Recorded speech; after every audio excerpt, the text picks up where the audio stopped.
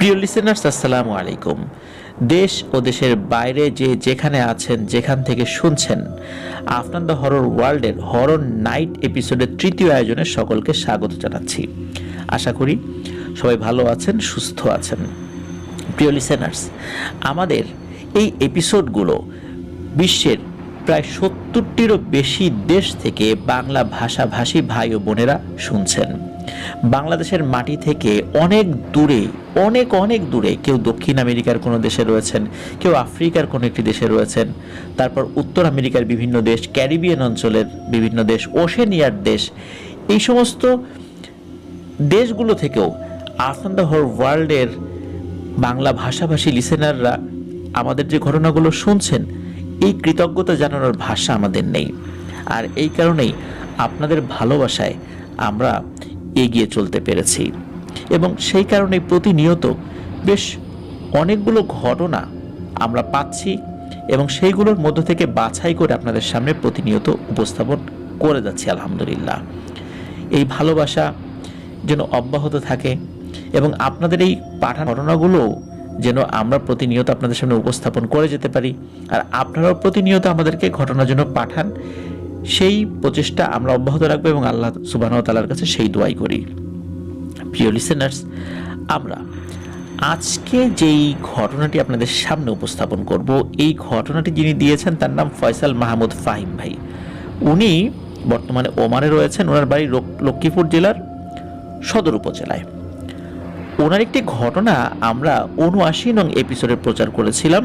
ওই ৭৯ নং এপিসোডের প্রথম ঘটনাটি, যেটার শিরোনাম ছিল মধ্যরাতের এলোকেশি, ওই ঘটনাটি ওনার ছিল।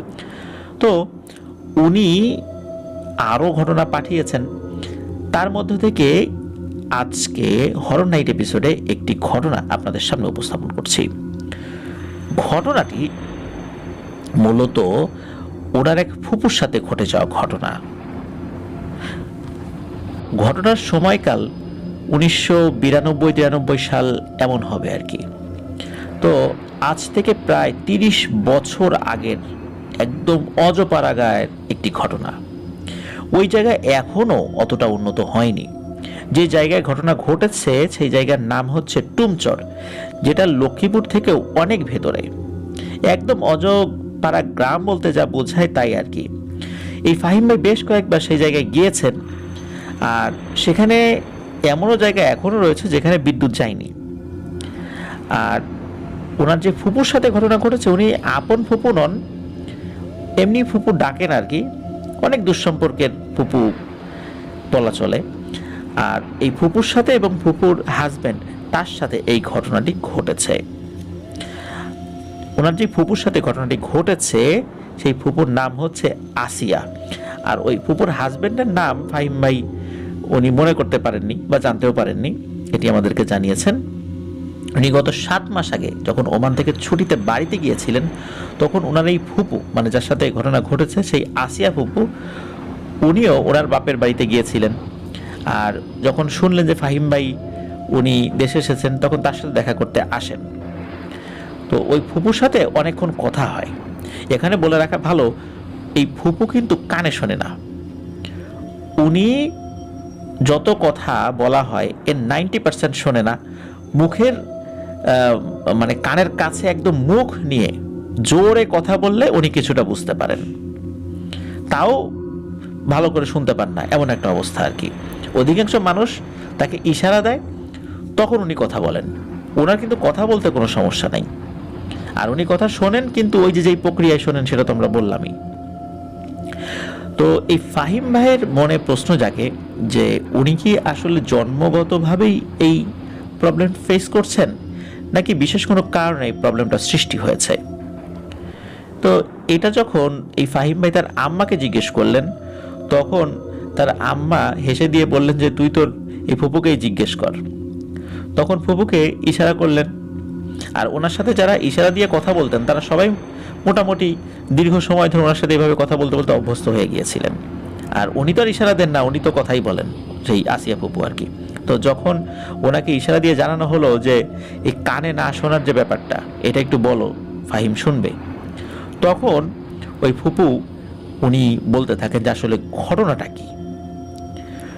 এই ফুপু বলেছিলেন যে এই ঘটনাটা প্রায় 30-31 বছর আগের ঘটনা।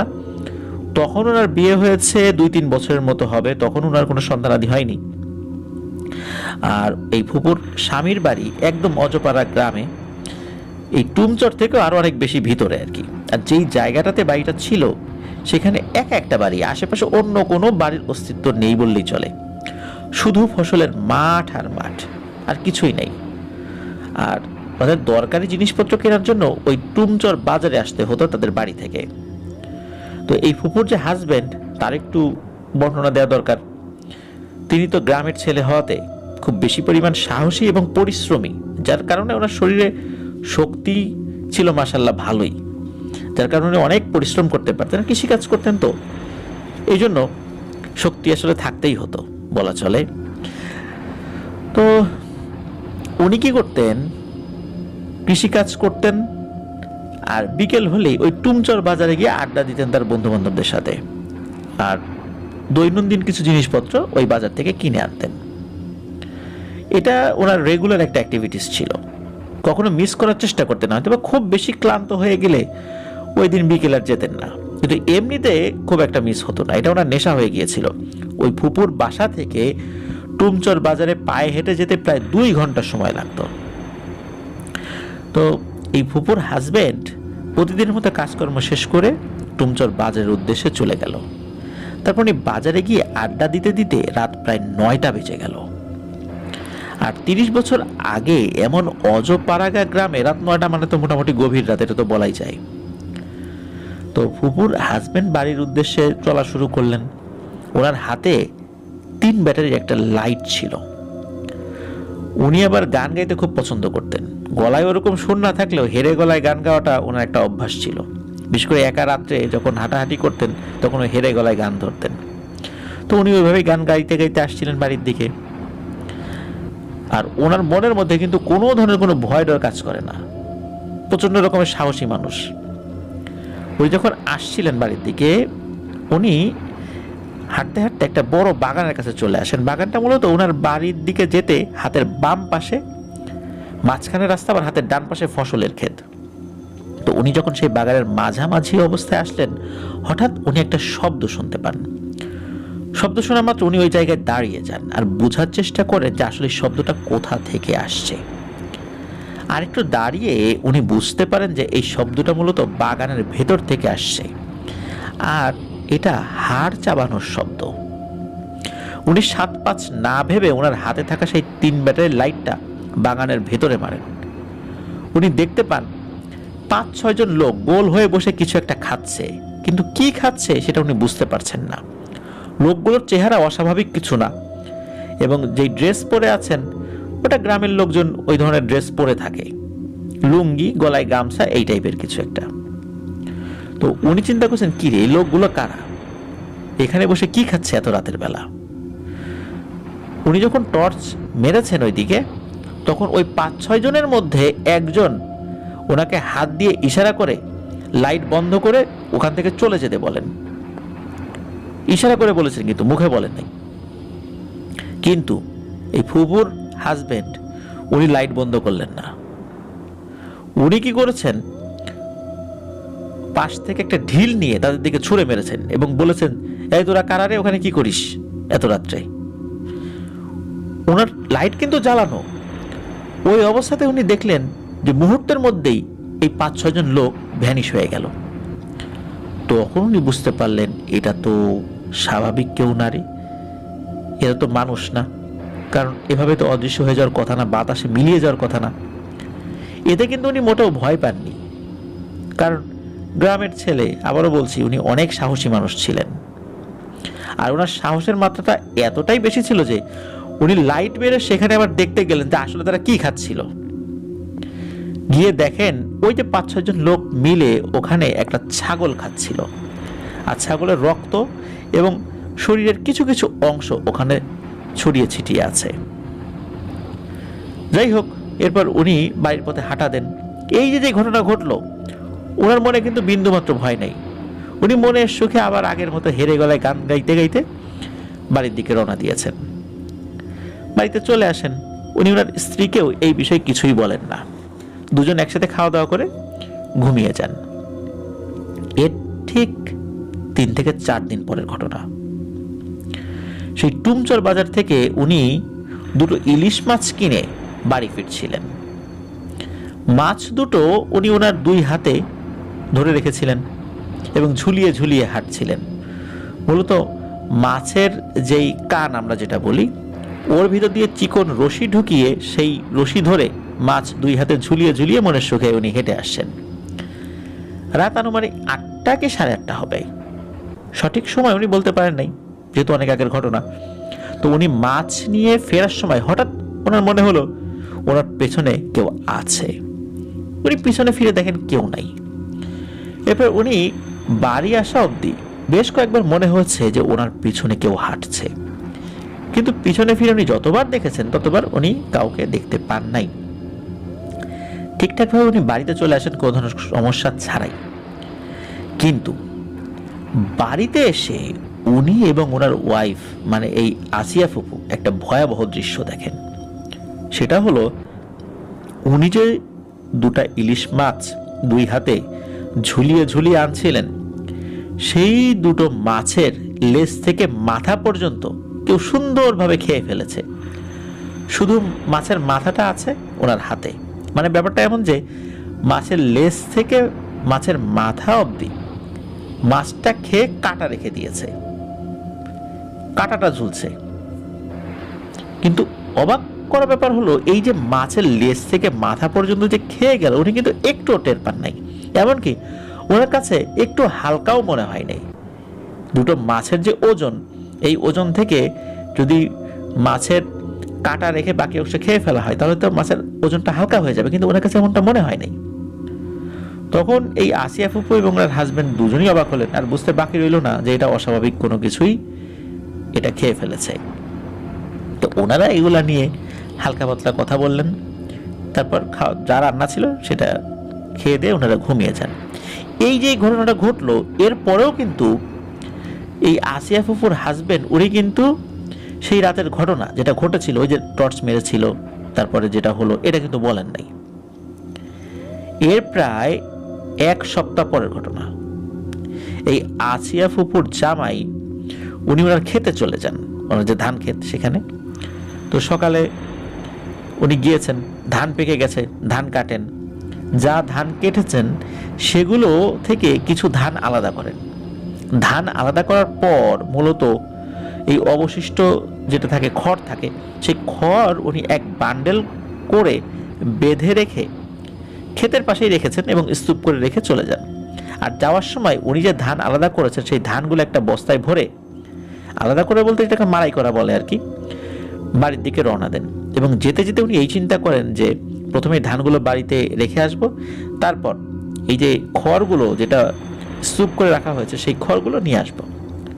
তো খড়ের একটাই স্তূপ ছিল সেখানে। তো তিনি চিন্তা করেন ধানগুলো রেখেই সেই খড়ের স্তূপ উনি নিতে আসবেন, আর তারপর উনি প্রতিদিনের মতো বাজারে যাবেন। এই চিন্তা করতে করতে উনি বাড়ির দিকে যান এবং বাড়িতে চলেও যান। পথের মধ্যে কোনো সমস্যা হয়নি, যদিও বা সন্ধ্যা হয়ে গেছিল ওই সময়। তারপর উনি এই আসিয়া ফুপুকে ডাক দেন এবং ধানগুলো রেখে ফুপুর কাছে 1 গ্লাস পানি চান। তো ফুপু পানি দিলে উনি পানি খেয়ে ফুপুকে বলেন যে ধানের যে খড়গুলো খেতে রয়ে গেছে উনি এখন সেই খড়গুলো আবার আনতে যাবেন। যেহেতু ধান কেটে সেগুলো থেকে ধান আলাদা করেছে, তাই সেদিন একটু দেরিও হয়ে গেছে, মাগরিবের নামাজ হয়ে গেছে কিন্তু বেশ অনেকক্ষণ আগেই। তো যেহেতু অন্ধকার হয়ে গিয়েছিল তাই ফুপু বলছিলেন যে আজ থাক, কালকে নিয়ে আসবেন, এখন আর যাওয়ার দরকার নেই। এদিকে উনি বললেন যে না, বেশি সময় তো লাগবে না, 10 থেকে 15 মিনিট লাগবে, যাই গিয়ে নিয়ে আসি। এই বলে উনি ওনার ধান ক্ষেতের দিকে চলে যান। আর ফুপু উনি ওনার রান্নাঘরে চলে যান রান্না করার জন্য।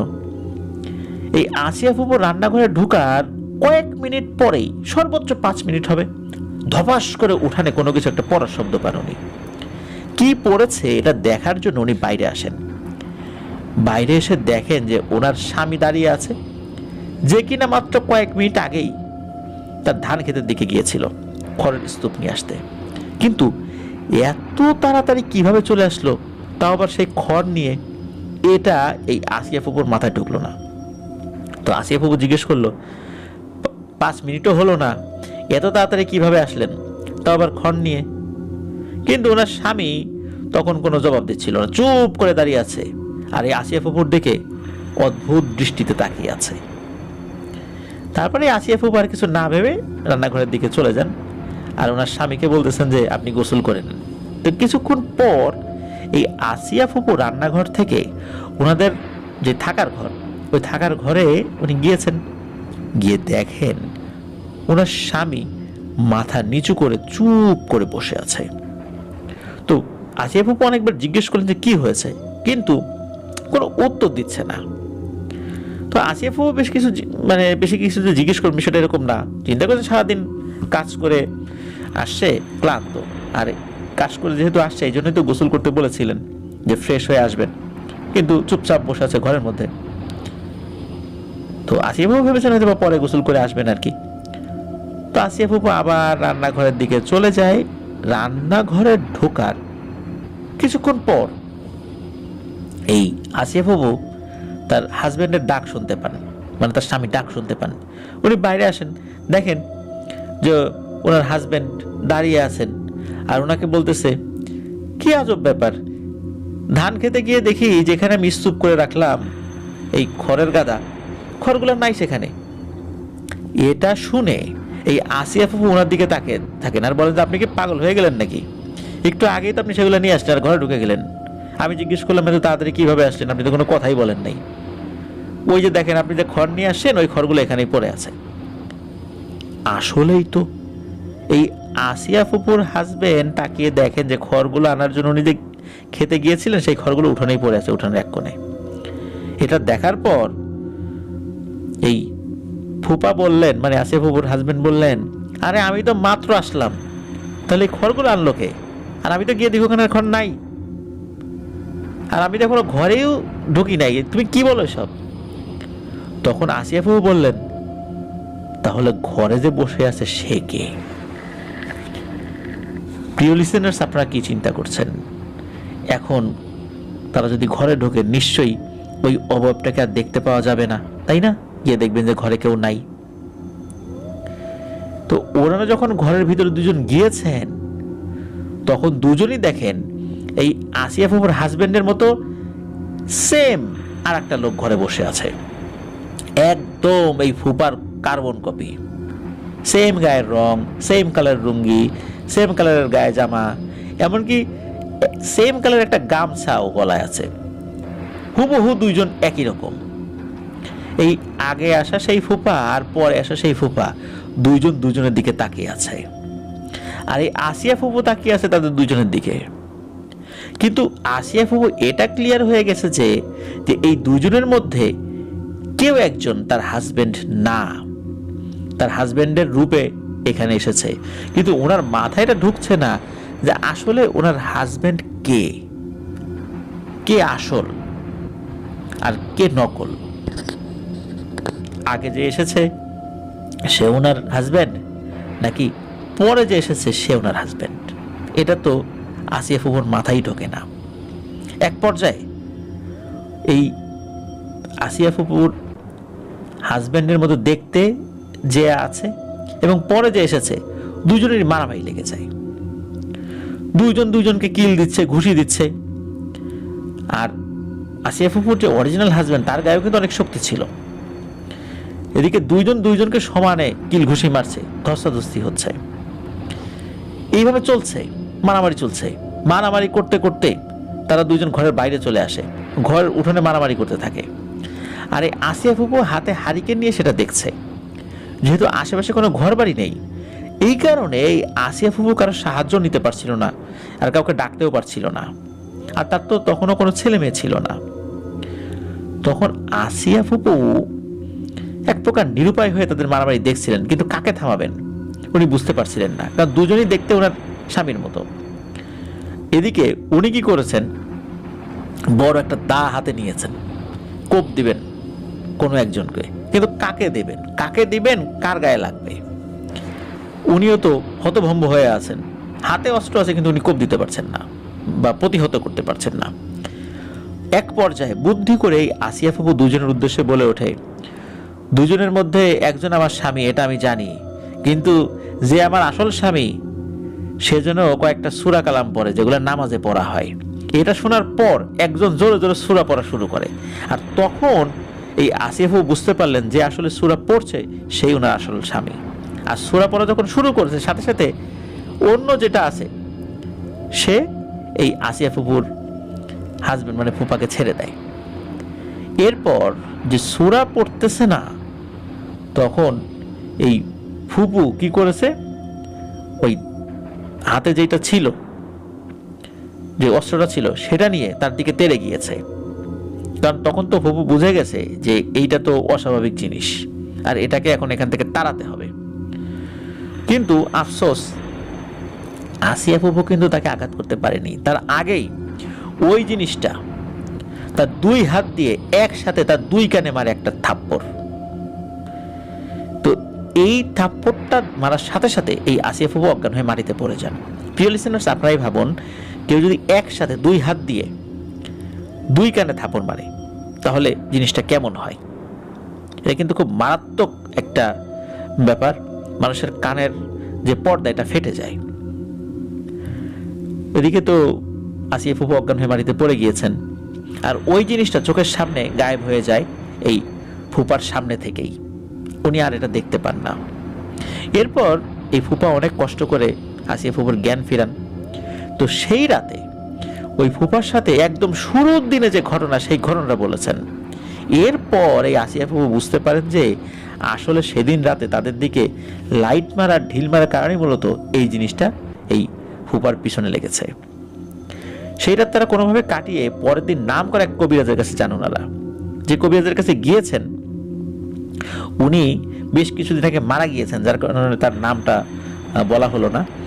তো সেই কবিরাজের কাছে যাওয়ার পর কবিরাজ সেই জিনকে হাজির করে আর জিজ্ঞেস করেছে কেন তাদের উপর এই জিনিসটা আক্রমণ করলো। তখন ওই জিনটা বলল যে আমি তো আক্রমণ করি নাই, এরাই আমাদেরকে বিরক্ত করেছে। যখন এই লোকটি তাদের দিকে টর্চ মেরেছে তখন তাদের খুব অসুবিধা হয়, তারপরও ওরা ভয় দেখায়নি। ওদের মধ্যে থেকে একজন হাত দিয়ে ইশারা করে ওখান থেকে চলে যেতে আর লাইটটা যেন বন্ধ করে। সে কিন্তু এটা করেনি, সে লাইটটা জ্বালিয়ে রেখেই পাশ থেকে একটা ঢিল নিয়ে তাদের দিকে ছুঁড়ে মেরেছে, যার কারণে তাদের খাওয়া নষ্ট হয়েছে। এটা তো একটা অন্যায় কাজ হয়েছে, ওদের খাওয়া সে নষ্ট করবে কেন? এই কারণেই মূলত এই জিনিসগুলো তার পিছু নিয়েছে, যে কোনো মূল্যে ওর ক্ষতি করবেই। তো ওর তেমন কোনো ক্ষতি করতে পারেনি, কিন্তু এই জিনিসটা নাকি তার ওয়াইফের ক্ষতি করে দিয়েছে, এবং এটাও বলেছে যে আস্তে আস্তে তার শ্রবণ শক্তি কমে যাবে এবং একটা সময় এসে সে কোনো কিছু শুনবে না, আর আরও নাকি ক্ষতি করবে এরপরে, এটা বলে ওই জিনটা। আর ওই জিনটা এটাও বলে তারা নাকি মোট 6 ভাই। ওই সময় ওই 6 ভাই একটা ছাগল খাচ্ছিল, আর তখনই নাকি এই আসিয়া ফুপুর হাজবেন্ড মানে ফুপা যায় সেখানে বিরক্ত করেছে। তো ওই কবিরাজও আবার কম শক্তিশালী ছিল না, সেও বেশ শক্তিশালী ছিল। তখন সে কি করেছে, একে একে ওই 6টাকেই আটক করে ফেলেছে। যদিও বা 6টাকে আটক করে ফেলে, এরপরে আর নতুন করে কোনো সমস্যা হয়নি, কিন্তু এই আসিয়া ফুপু আস্তে আস্তে কানে কম শুনতে থাকেন এবং এক পর্যায়ে অনেক কম শোনেন। মানে এখন যে অবস্থা হয়েছে আর কি, অনেক ডাক্তার দেখানো হয়েছে, কবিরাজ দেখানো হয়েছে, কোনো লাভ হয় নাই। এখন বর্তমানে আসলে যে অবস্থায় আছে এটা বলা চলে যে উনি কোনো কিছুই শোনেন না। তবে আলহামদুলিল্লাহ উনি জীবিত আছেন, ওনার 3 ছেলে এবং 2 মেয়ে আছে। তবে প্রিয় লিসেনার্স, একটা ব্যাপার, সেটা হলো এই ঘটনাটা আমি যখন পড়ছিলাম শুরুতে, তখন মনে হচ্ছিল শুরুতে যে 8-10টা সাধারণ ঘটনার মতোই। তারপরে যখন পড়তে পড়তে একটা জায়গায় এলাম যে যখন টর্চ মারলো, তখন মনে করেছিলাম যে টর্চ মারার সাথে সাথে ভয়ানক কিছু দেখবে, পরে দেখলাম না, সাধারণ মানুষের মতোই দেখেছে। তারপরে মনে হলো যে এগুলো হয়তো বা হঠাৎ করে আক্রমণ করে বসবে, তা না, হাত দিয়ে ইশারা করে চলে যেতে বলে। তারপরে যখন গেল না, তখন আবার ঢিল মেরেছে, তারপর সেটা চলে গেছে। আর পরে আরেকটা জায়গা যেটা হলো, যখন আসল ফুপা আসলো এবং ঘরের মধ্যে গেল দুজন মিলে। আমি মনে করেছিলাম যে তখন ঘরের মধ্যে গিয়ে কাউকে দেখবে না, কিন্তু গিয়ে দেখা গেল কি হুবহু একই চেহারার লোক বসে আছে ভেতরে। আর তারপরে তো যা হলো আমরা জানলামই। আর কানে আঘাত করে আস্তে আস্তে চিরতরে শ্রবণ শক্তি হ্রাস করে দেয়া, যেটা ডাক্তারি কোনো ট্রিটমেন্টে ভালো হয়নি, এটা আর ভালো হবেও না। আসলে এই ঘটনা একদম গ্রামের একটি ঘটনা, অথেন্টিক একটি ঘটনা। যে ফুপু তো এখনো জীবিত আছেন। এখন এই ঘটনার ভিতরে এই ছোট ছোট জায়গায় যে এত টুইস্ট ছিল, এটা আমার নিজের কাছেও খুব অবাক লেগেছে। প্রিয় লিসেনার্স, আশা করছি ঘটনাটি আপনাদের কাছেও ভালো লেগেছে। অসংখ্য ধন্যবাদ ওমান থেকে ফয়সাল মাহমুদ ফাহিম ভাই ঘটনাটি আমাদেরকে পাঠিয়েছেন। প্রবাস জীবনে মানুষ কত যে কষ্ট করে, এটা আসলে না দেখলে বিশ্বাস করার উপায় নেই। আর এত কষ্টের মধ্যেও সময় বের করে আপনারা আমাদেরকে ঘটনা পাঠান।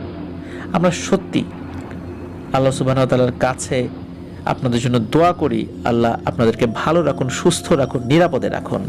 আর আমাদেরকে যেন আরও বেশি বেশি করে ঘটনা আপনারা পাঠাতে পারেন।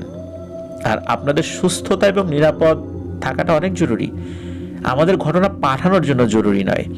আপনারা যারা প্রবাস জীবনে আছেন বা দূরে অবস্থান করছেন পরিবার ছেড়ে, আপনাদের সুস্থতা এবং নিরাপদ থাকা কিন্তু শুধু আপনার জন্য নয়, আপনার দিকে চেয়ে আছে আপনার পরিবার, আপনার মা বাবা, আপনি বিবাহিত হলে আপনার স্ত্রী, সন্তান সন্ততি থাকলে আপনার সন্তান সন্ততি। তো তাদের কথা চিন্তা করে আপনাকে সুস্থ থাকতে হবে, নিরাপদে থাকতে হবে। তাদের জন্য কষ্ট করছেন প্রতিনিয়ত, আর ওই কষ্টের মধ্যে থেকে আমাদের জন্য কিছু কিছু ঘটনা পাঠাচ্ছেন আপনারা। এটাই আমাদের জন্য একটা বড় প্রাপ্তি যে আপনাদের অবসরের যে সময়টি আপনারা আপন মানুষদেরকে দিতেন, সে অবসরের ওই সময় থেকে আফনান দ্য হরর ওয়ার্ল্ডের জন্য কিছু সময় আপনারা বের করেছেন। এটাই আমাদের জন্য অনেক বড় পাওয়া। প্রিয় লিসেনার্স, আপনারা যারা এখনও আমাদের চ্যানেল সাবস্ক্রাইব করেননি, তারা সাবস্ক্রাইব করে ফেলবেন প্লিজ। আমাদের কিন্তু একই সাথে ইউটিউব এবং ফেসবুকে লাইভ হচ্ছে এটা। আর যারা ইতিমধ্যে সাবস্ক্রাইব করে ফেলেছেন, অসংখ্য ধন্যবাদ, জাযাকাল্লাহু খাইরান। আমাদের ফেসবুক পেজ এবং গ্রুপে এখনও যারা যুক্ত হননি, তারা কিন্তু আমাদের পরিবারের সদস্য হয়ে যেতে পারবেন, কারণ এ দুটো লিঙ্ক আমরা আমাদের ভিডিও ডেসক্রিপশনে দিয়ে রেখেছি। সেখানে গিয়ে আপনারা এটা চেক করে নিতে পারবেন এবং আমাদের পরিবারের সদস্য হয়ে যেতে পারবেন। আর আপনারা যারা ঘটনা পাঠাতে চান, তারা লিখে অথবা রেকর্ড করে যে কোনোভাবে ঘটনা পাঠাতে পারবেন afnanthehorrorworld@gmail.com এই ইমেল অ্যাড্রেসে। আর ইমেল অ্যাড্রেসের স্পেলিংটা আমরা আমাদের ভিডিও ডেসক্রিপশনে দিয়ে রেখেছি, সেখানে গিয়ে স্পেলিংটা চেক করে নিতে পারবেন। প্রিয় লিসেনার্স, আজকে বিদায় নিচ্ছি। প্রতি শনিবার রাত 10:59 আপনাদের পাঠানো নতুন ঘটনা নিয়ে আমরা হরর নাইট এপিসোড করছি। আমরা আগে রিমেম্বারিং স্টোরিজ এপিসোড করতাম, রিমেম্বারিং স্টোরিজ এপিসোড আপাতত বাদ রেখেছি। যদি আবার কোনো পুরনো ঘটনা আমার হাতে চলে আসে আমার বলা, তাহলে ইনশাল্লাহ অবশ্যই ওই ঘটনাটি আবার আপনাদের সামনে উপস্থাপন করব। আজকের মতো বিদায় নেই। আমার জন্য দোয়া করবেন, আমার পরিবারের জন্য দোয়া করবেন, আপনাদের জন্য দোয়া রইল, আপনাদের পরিবারের প্রত্যেকের জন্য দোয়া রইল। মহান আল্লাহ সুবহানাহু ওয়া তাআলা আমাদেরকে ভালো রাখুন, সুস্থ রাখুন, নিরাপদে রাখুন, আফনান দ্য হরর ওয়ার্ল্ডের সাথে রাখুন। আসসালামু আলাইকুম। প্রিয় লিসেনার্স, আসসালামু আলাইকুম।